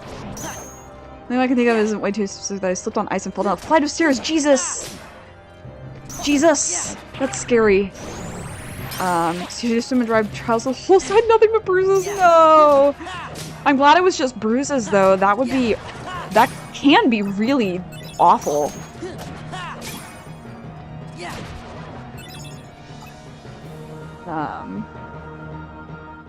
Yeah, I've definitely fell down.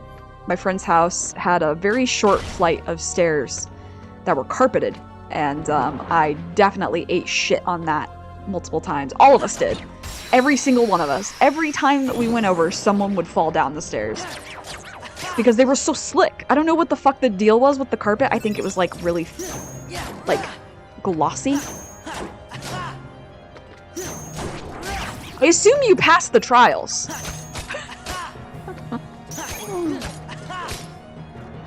Like, if I watched somebody and they were injured and they did the trials like that, I would be like, you know what, just take it. If you can do anything at all after being injured like that, that's fine.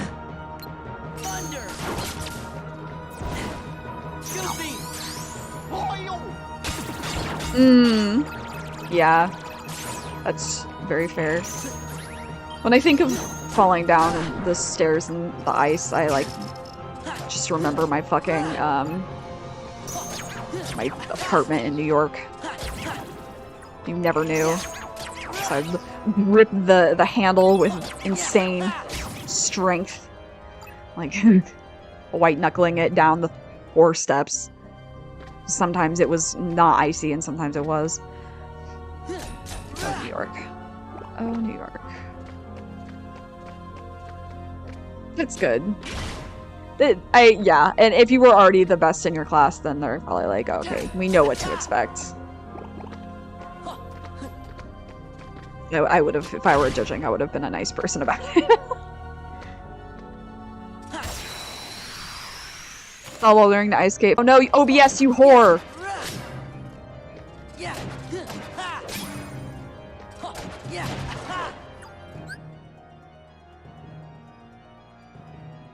OBS.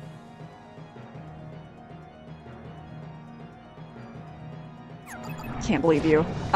Anyway. Yeah, you fell on your wrist, got a bandage, but it was badly done, so your bones got out of right. Oh, that's awful.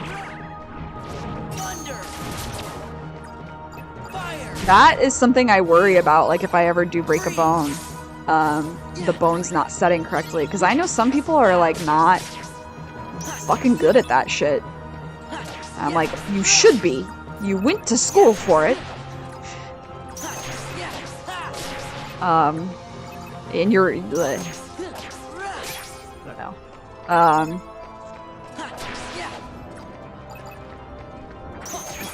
I broke my tailbone while learning to roller skate for the first time, but that's like really common. It's not a particularly interesting injury, I feel. Or like, cracked it, rather. I know people have cracked their tailbones lots of times. It just sucks. It's like, ooh! The nerve ending there is like, ah, ooh.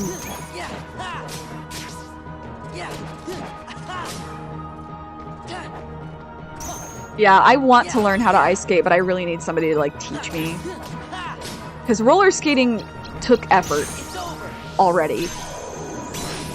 And that was roller skating, not roller blading, roller skating. So, yeah. That's a lot. Will you stop?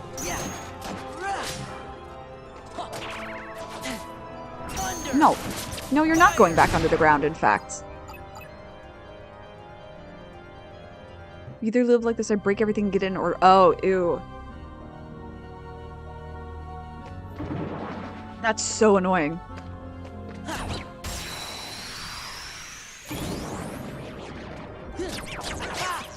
I would have been pissed.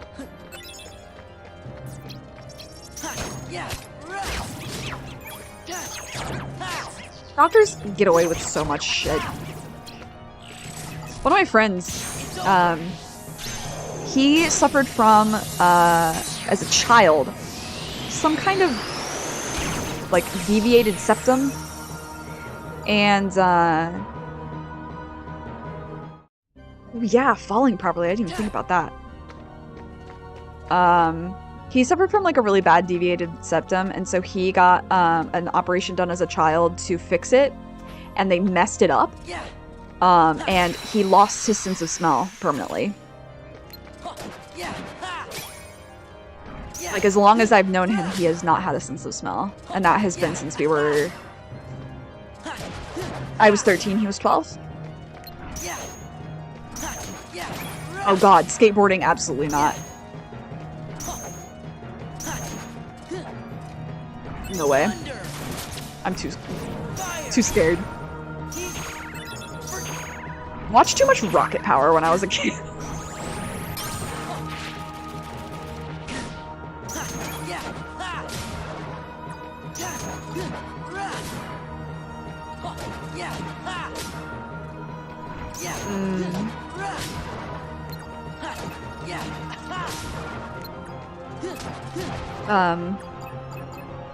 Oh, and I also had a friend, like, who, she was born with, like, I forget what it's called, but she cannot fully hear out of her left ear. And so they were like, oh, we can fix this with the surgery, actually. And then they tried, and they fucked it up, and not only did they not fix her hearing, but part of her face is paralyzed. So, like, she can only raise one eyebrow. It makes some of her facial expressions really cool, like, really unique, and very sassy sometimes. But, like, people would complain. So, okay, this is how ableist show choir was. I don't know if it's still like this. But people would, like, complain about our facial expressions in choir if you, like, don't do a good job. Like, the judges would complain. And, they were like, this one girl, like, doesn't have good facial expressions. And I was like, her face, like, cannot move in parts, actually. Wishing you a very nice die.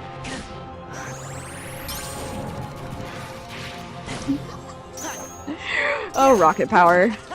I was thinking about that the other day. Drawfee dropped an episode about drawing it, and I was like, yeah, I remember way too much of Rocket Power, actually. It occupies way more of my brain space than it really should.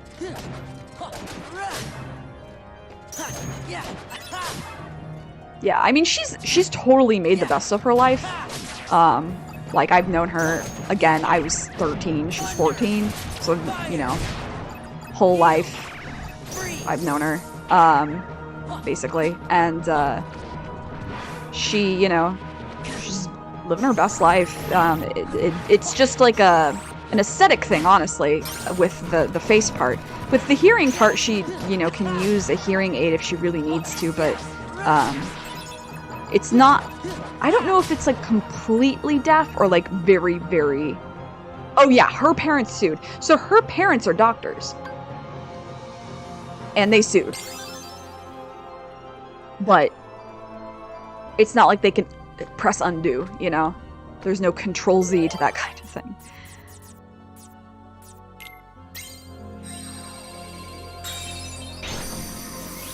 If only. What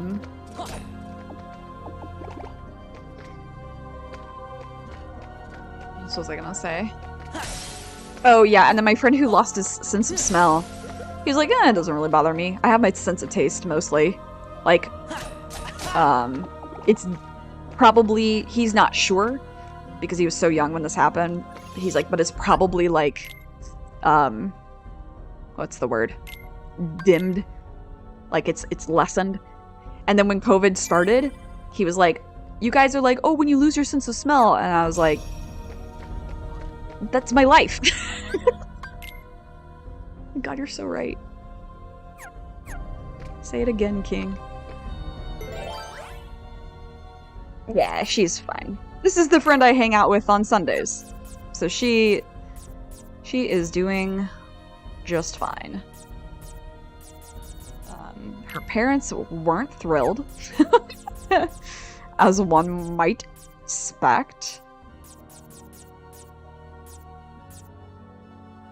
You know, let's do another one of these.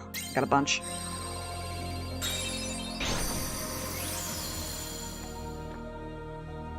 Also, smell reminds you of a webtoon? Which one? I've never read any webtoons, actually.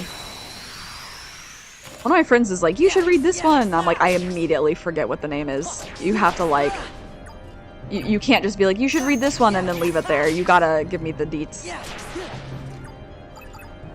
Yeah, that's actually a really good point, Nim. I never thought about that. Not being able to smell, like, carbon monoxide leaks or whatever.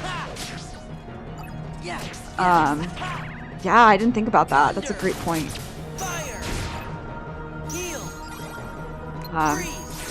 No, but he's also living his fucking best life. I mean, that was like the least of his problems. It was very funny because he bonded with our very, very cranky middle school art teacher over it because he also did not have a sense of smell. And like people would get the teachers, they would get them gifts from time to time, and the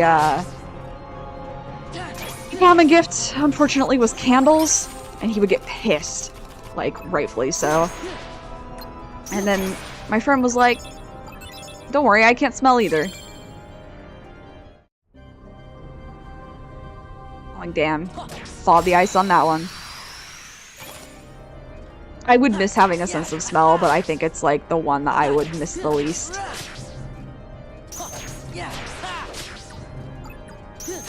Or natural gas, that's what I meant. Yeah, carbon monoxide doesn't smell. Thunder, fire, heal, freeze. So if I had to give up one of my 5 senses, it might be the sense of touch? Though I don't know, because like...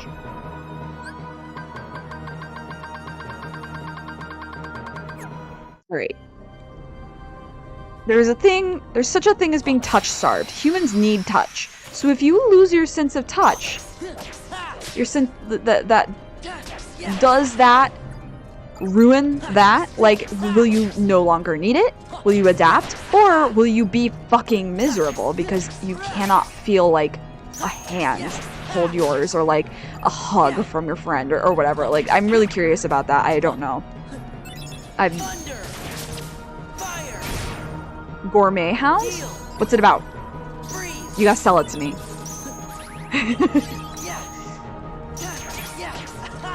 Is it a finished series? That's where I should really start. Maybe smell to give up.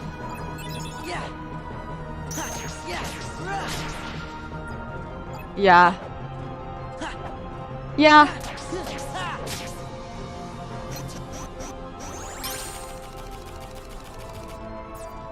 Yeah, tell me about Gourmet Hound. I don't know. I've never heard of this.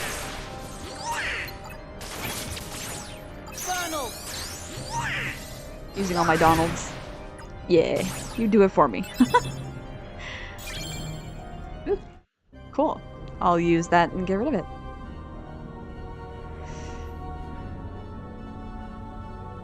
The sense of smell or taste. I love food, making it in essential oils. Oh, yeah.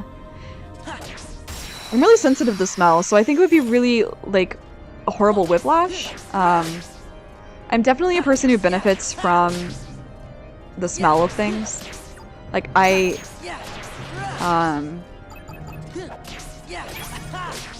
scent memory is pretty good. It's probably one of the better parts of my memory. Yeah, if it wasn't numb, I don't know, but is numb a feeling? Like, debatable. Yeah, I think it would probably... You know what? This is controversial. It might be taste for me. I already have such a bad relationship with food. I already can eat so little and enjoy so little food. There's a lot of food I really, like, can't even really eat again. Because of what my body is like. So, mayhaps I would get rid of taste. Because I think smell is more important to me.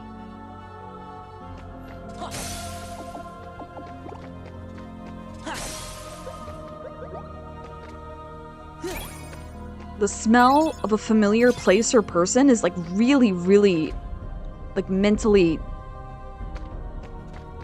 thing for me. Now I'm like really thinking about this. We have Lucy, who, as an uncanny, it's her journey to get the chef who prepared her favorite meals when she dined with her grandma. Okay, interesting. Ooh. Let's get the chef.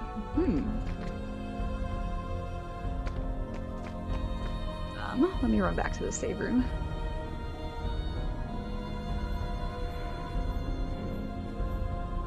I never noticed there's like a very faint whooshing sound. Yeah.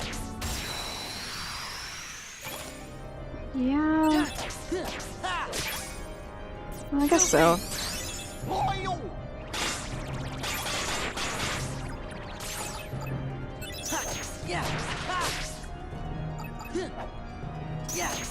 Yeah, I think I would get rid of my sense of taste. I don't like the feeling of being numb.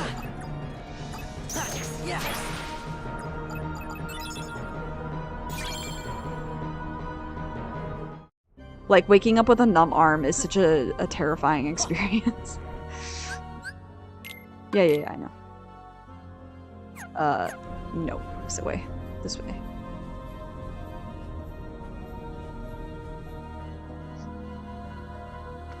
Gourmet Hound is finished? Love it. Love when a series is finished.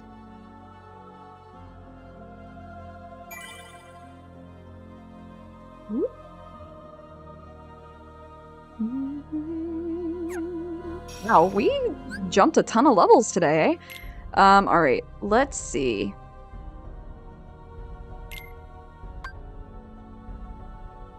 I have a ton more CP as well.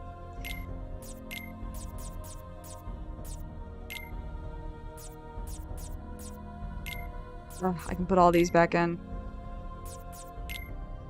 Oop, or not. Or go fuck myself, I guess. Oh wait, no, I can get rid of this. It's pretty. Here, give me 1 second. I'll add it to my to-read list. I cannot guarantee when I will read it. How long is it? Do you guys know how many chapters? Gourmet Hound webtoon.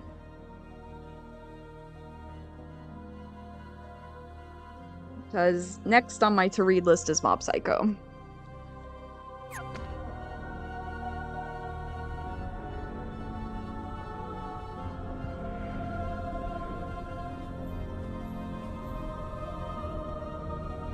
But when will I read?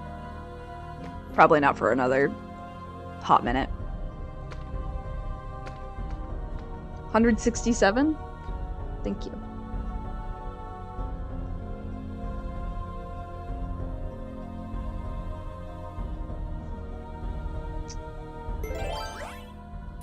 Alright.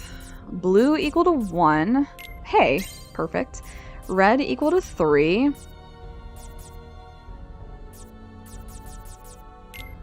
Perfect. And 99 cards.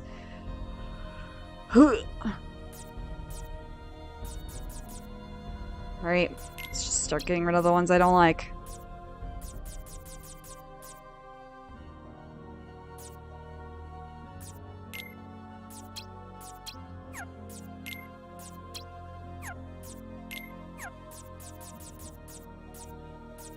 Premium room. Hello, my beloved.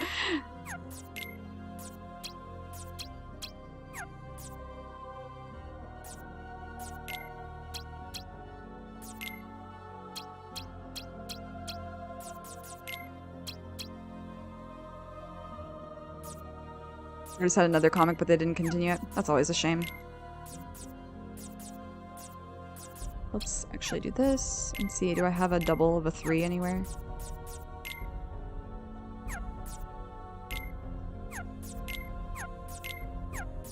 Sorry, I'm being meticulous about this, but you can fuck yourself over, so. Alright. Let's go. We're not doing the finale today. This is the last thing we'll do. Larxene paid the price for disloyalty when she disappeared. You must do the same!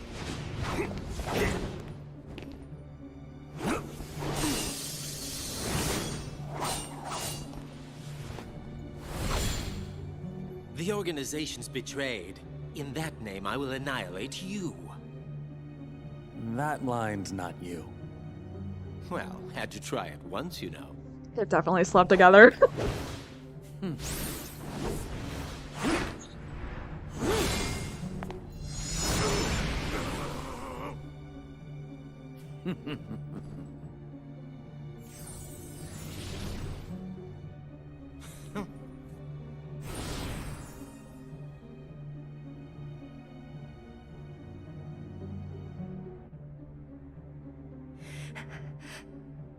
Is that your shield?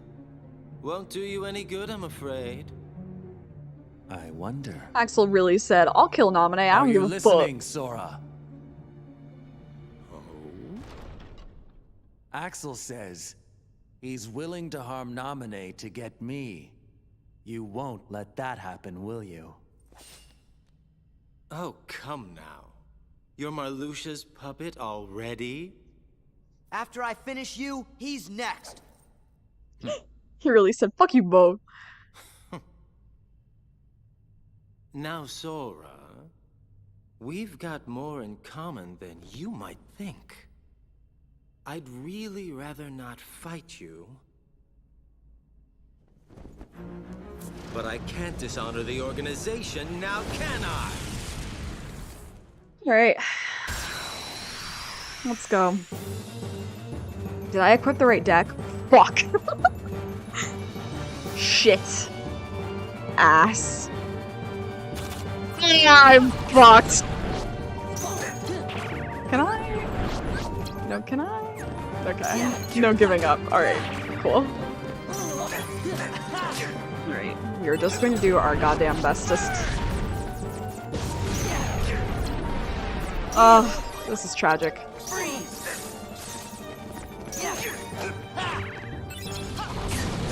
Ow. Ow. Not doing terribly against him?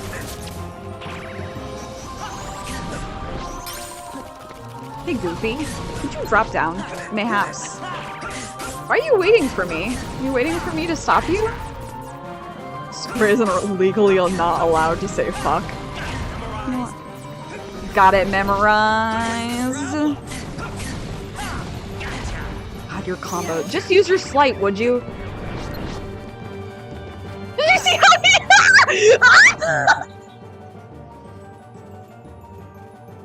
Did you see how he hopped toward me? Like, come on, I'm gonna get you.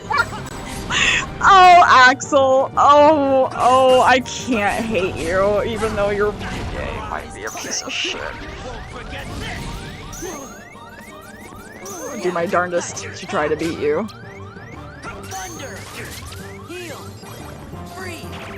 Oh, you jerk. Actually not doing terribly. Okay, well, I take it back. I know! That killed me! They just couldn't get me.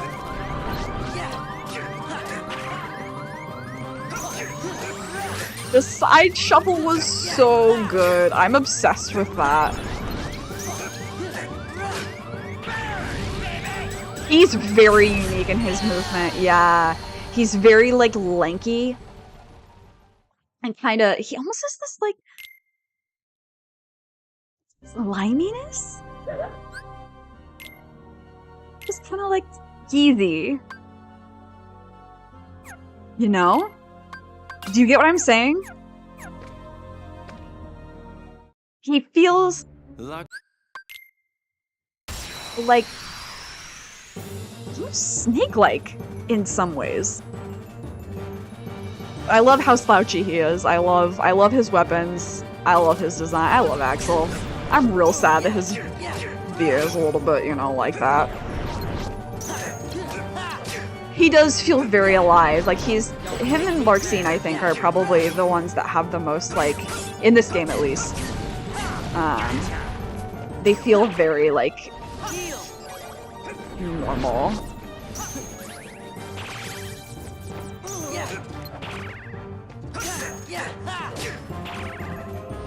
Axel?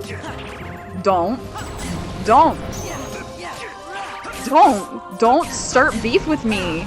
I adore you. Don't do this. Don't be like this. The shuffle is so funny. Oh, we're gonna do Goofy Tornado 3! No, you whore!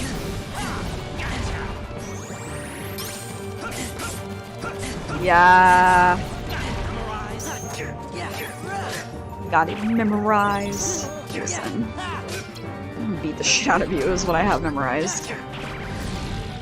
Nope. Absolutely not. What is the problem? I'm getting real tired of your shit, actually.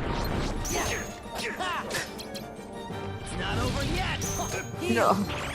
Oh! No, Donald! You absolute nincompoop!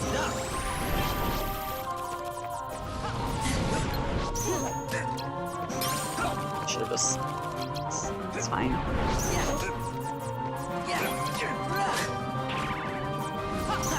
Oh, Axel. I think Axel was, like, the first character I was like, I'm kind of obsessed with you.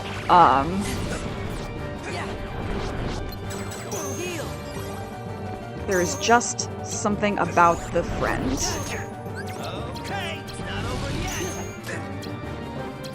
Yeah? If you keep sliding your cards, you're gonna run out.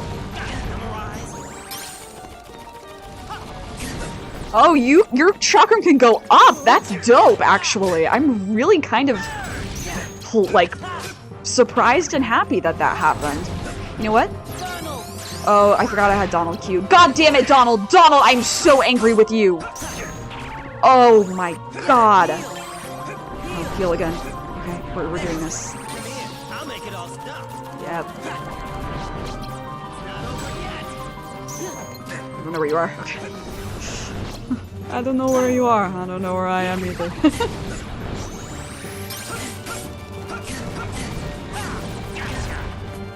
You're done doing that.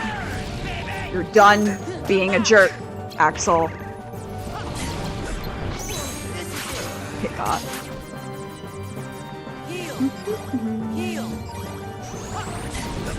Yeah, he's pretty fast too. Like he's definitely not somebody to fuck around with. Oh, come now. Oh, come now, Axel. So this is it.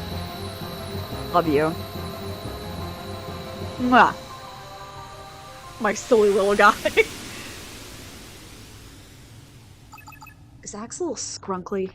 I have to think about that. I think so. I don't think he's quite as scrunkly.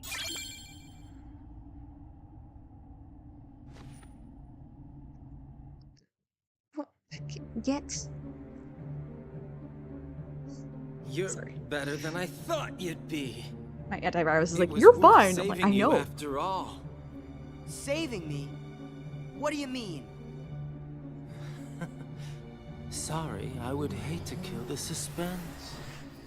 Axel! Interesting.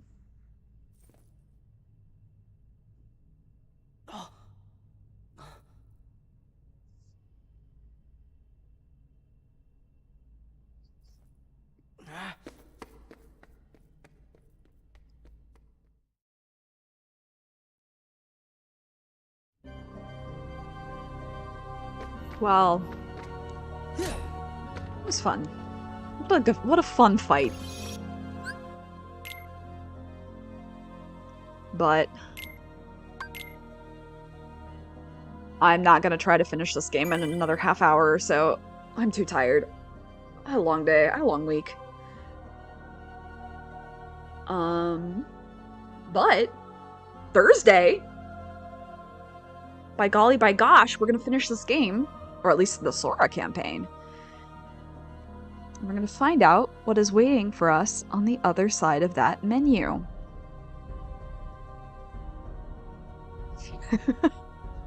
I'm quite excited. I'm looking forward to it.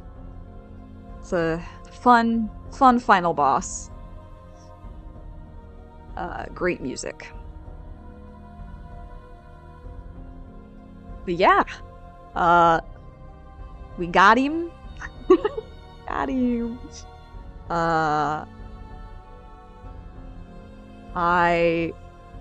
Yeah, Thursday, like I said, Thursday at 2 my time, Pacific time.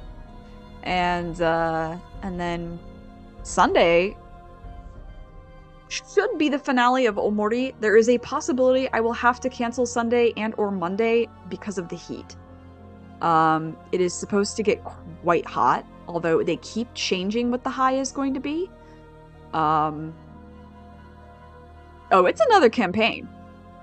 It's not a new game plus, it's another campaign.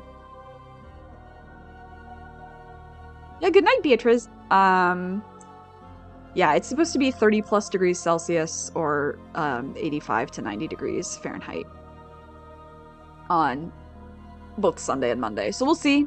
We'll see. I'm gonna try. But at the very least, I'll see you Thursday. You know the drill. Take care of yourself.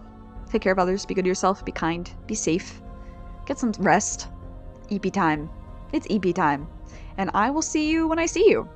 Bye. And thanks. Thanks always.